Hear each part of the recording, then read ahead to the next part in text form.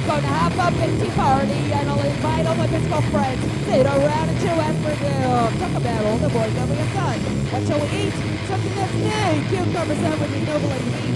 I'm going to have a big tea party and I'll invite all my disco friends. And I'll invite all my disco friends.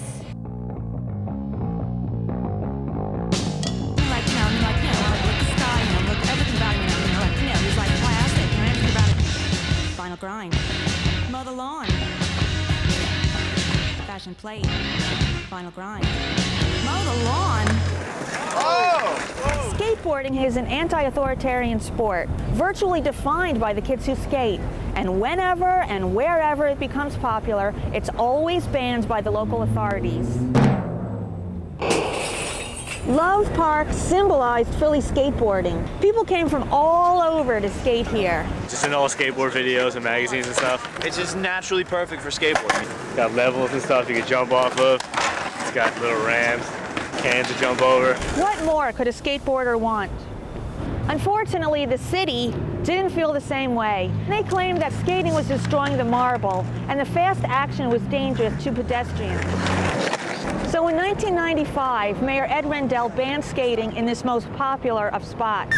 They can take your skateboard and fine you $300. They consider your skateboard Kinda ridiculous. an instrument of crime. Here are some kids getting busted by the cops right now. Of course, the real problem isn't skating, it's the lack of places to skate. Fortunately, Mayor Ed Rendell realized this and designated a tiny parcel of land as a skate park. In a junky area of no man's land, tucked away under I-95, the skateboarders were sequestered to a new home. When the city allocated this land, it was a paved slab of blacktop.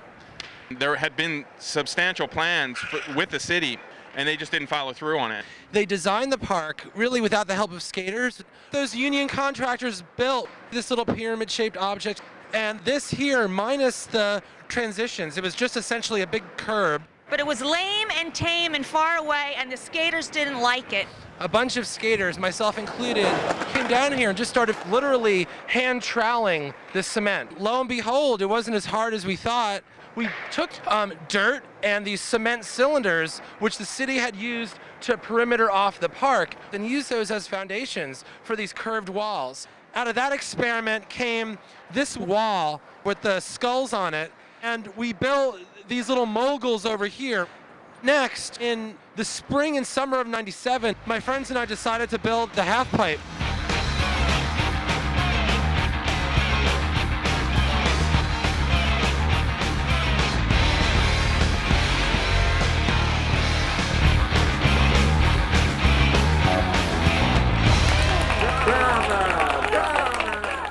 We used all kinds of found materials. Some of it we bought ourselves. It was total grassroots, whatever money you had in your wallet type thing.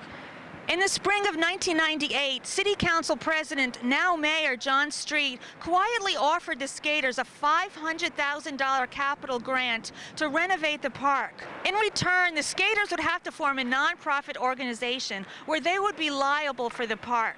We were a little bit freaked out by this notion of a legitimate organization. Skating is such an untamed activity. What are we going to have, like a board of directors? Screw that! The way it is now, it's much more in the spirit of the sport or the act of skating than it is working with the city government. So in a bold move, the skaters turned down $500,000 and decided that they would raise their own money and build the park themselves.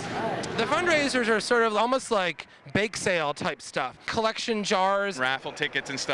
silkscreen t-shirts. I raised like $900. That went to about a ton of rebar. We had a fundraiser, Tattooed Mom. That was a lot of people just coming together and throwing down a lot of cash, drinking a lot of beer, and we raised $5,000 that night. But it hasn't been all roses. There was some disagreement, and so we decided we were going to have some meetings to try to resolve the differences. There's been a lot of infighting. It got really ugly, really political. It's like a war of attrition in a way. A little mini civil war. It was a battle. Now, boys. The main source of the conflict was about design issues, the other faction, if you will. They didn't like this bowl because it was too mellow, and they wanted something a little more challenging that's going to, really whip you around in the pool. Their meetings were pumped with testosterone and arguing, anger, testosterone. A bunch of skaters, myself not included, kind of quote-unquote sabotaged what the other guys had designed. They tore out the rebar. With sledgehammers. Big mistakes were made on both sides. I worked with them to help close these open wounds because it was not good for the park. The park is constantly transforming as new additions are being conceived and built by the skaters. Ultimately, we're going to do some major expanding down here. The demographics are changing. Not as many kids are choosing baseball and football as a sport as they used to. Skateboarding is 10 million strong and growing. Amazingly, the skaters have been allowed to design and maintain this park on their own. Well, the city government keeps a distant but watchful eye and surprisingly doesn't interfere with this altering of public land. I mean, like, look at the sky, look everything about it, it was like plastic, everything about it, was like plastic, it was like, it was like vinyl, like. You can't block this star. Okay.